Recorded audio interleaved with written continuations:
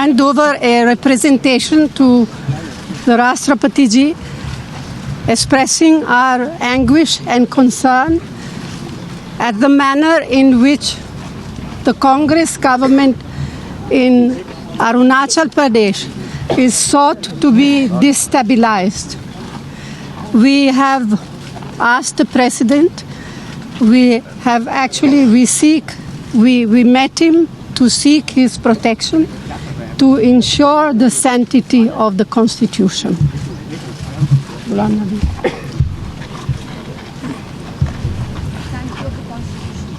राष्ट्रीय स्तर पर जैसे अभी अध्यक्ष जी ने बताया कि राष्ट्रपति जी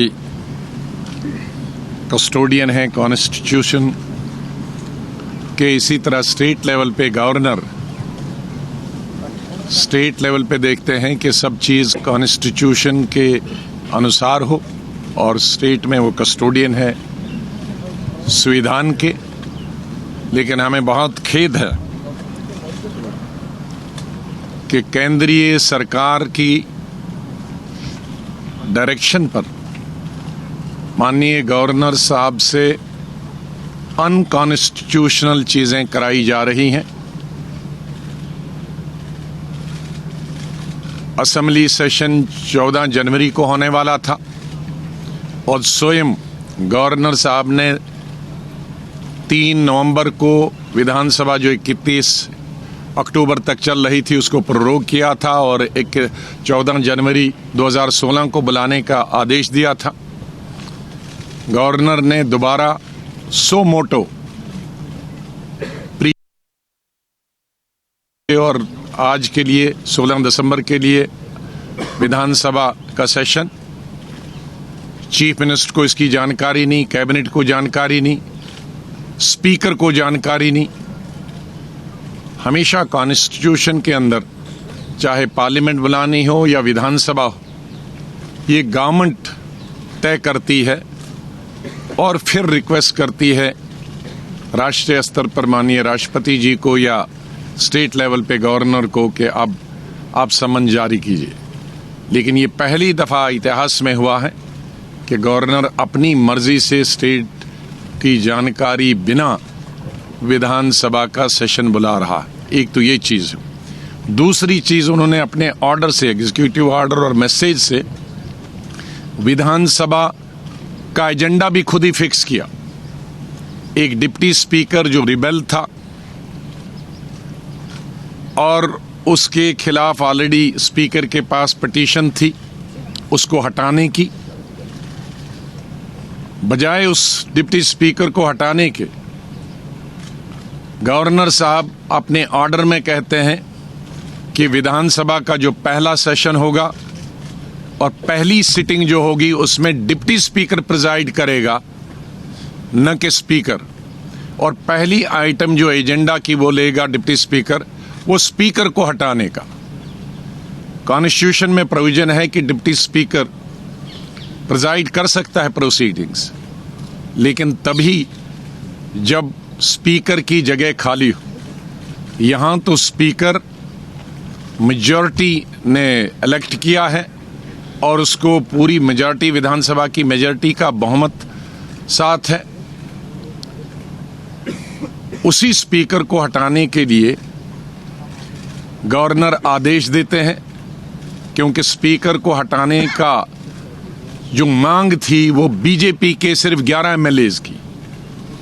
तो बीजेपी के एमएलएज के कहने पर गवर्नर स्पीकर को हटाने का आदेश देते हैं थ्रू डिप्टी स्पीकर। ये आज तक भारत के इतिहास में और किसी स्टेट के इतिहास में आज़ादी के बाद नहीं हुआ है। मुझे नहीं मालूम कि आज़ादी से पहले भी ऐसी कोई घटना हुई।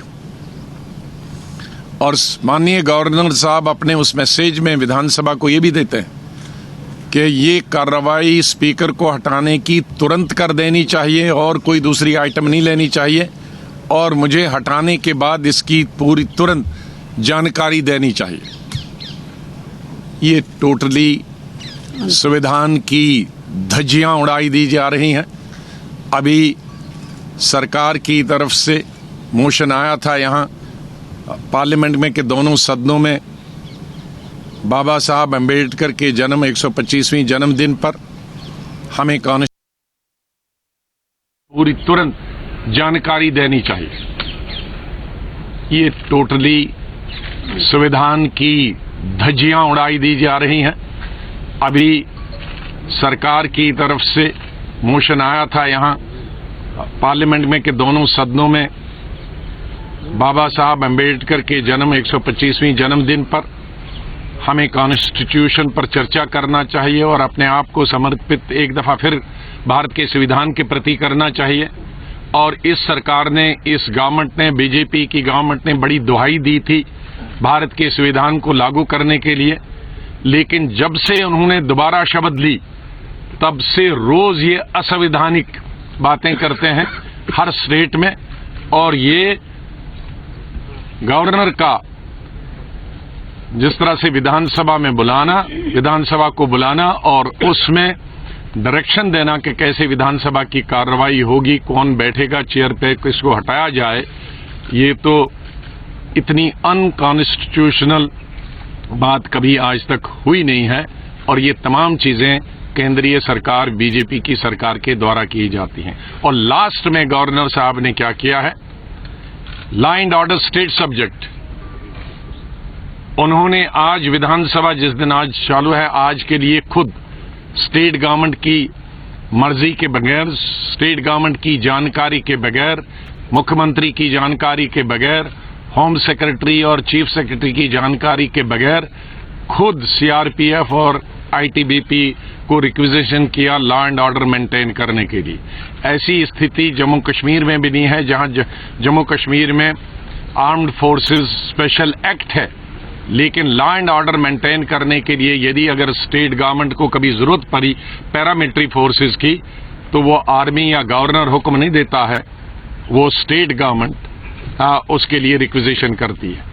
तो एक सेंसिटिव, हमारा आरोप नहीं है बल्कि ये कहना है कि नॉर्थ ईस्ट एक सेंसिटिव स्टेट है और उन तमाम सेंसिटिव स्टेट्स में अरुणाचल प्रदेश सबसे ज्यादा सेंसिटिव है, क्योंकि इसका एक बहुत लंबा बॉर्डर चाइना के साथ है। यहां एक इलेक्टेड गवर्नमेंट जिसको 2/3 मेजॉरिटी है विधानसभा में, और उसको हटाने का, उसको डिस्टेबलाइज करने का, मुख्यमंत्री को हटाने का, विधानसभा को भंग करने का जो प्रयास केंद्रीय सरकार की तरफ से हो रहा है, इससे पूरा नॉर्थ ईस्ट डिस्टेबलाइज होगा। तो ये एक सरकार को हटाने की बात नहीं है, देश को डिस्टेबलाइज करने का एक प्रयास और एक षड्यंत्र केंद्रीय सरकार की तरफ से हो रहा है।